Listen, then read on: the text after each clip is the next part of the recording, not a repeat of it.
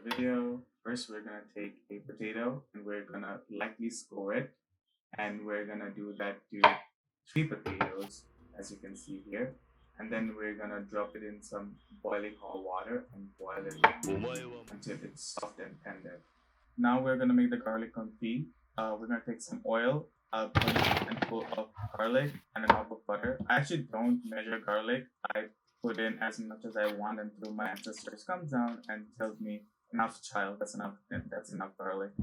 Now we're gonna put it on top of the heat, and we're gonna put it on the gentlest temperature you have on your stove. Next, you're gonna take 2 medium-sized onions and you're gonna finely slice them.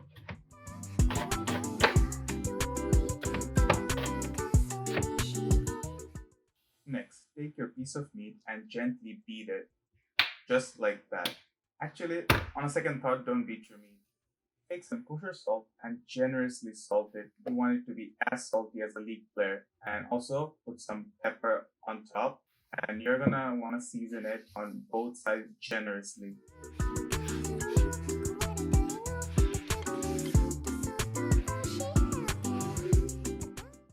Heat up some oil in a large skillet and gently put down your steak and fry them on each side for 2 to 3 minutes. You want to hear that nice sizzle.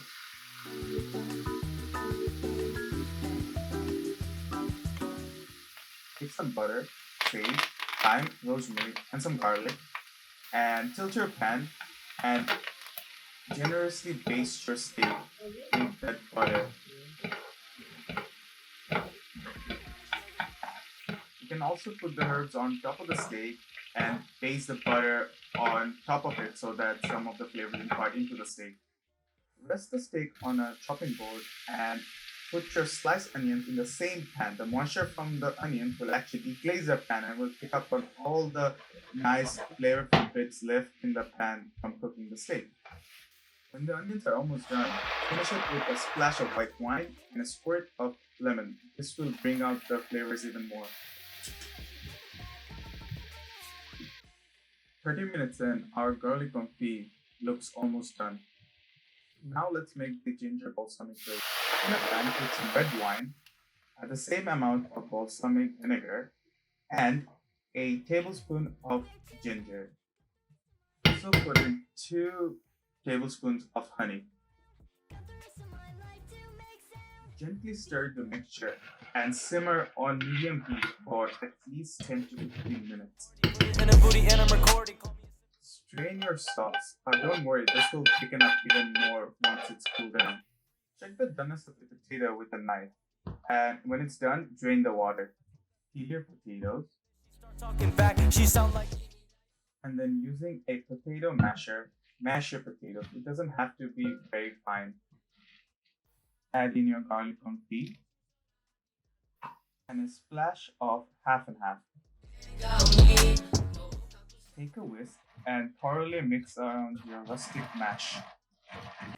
Season your mash with some salt and pepper and mix to finish. Our steak has been resting for quite some time now, so let's slice it up. Using a very sharp knife, slice your steak into half-inch slices. Man, I hope that bitch bought till she opened up them legs and oh my god. As you can see, we have a really nice sear on the outside and really nice pink on the inside. Medium rare, just like we want. To plate this bad boy up, I put some garlic mash on a plate and then I drizzle in some cilantro sauce I made a few days earlier.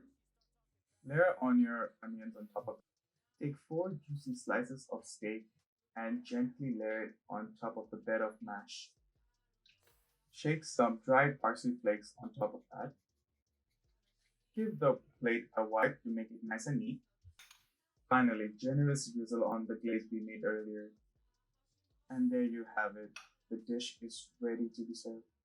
Comment below what I should name this dish. Thank you so much for watching this video. Like and subscribe for more. And see you guys in the next one.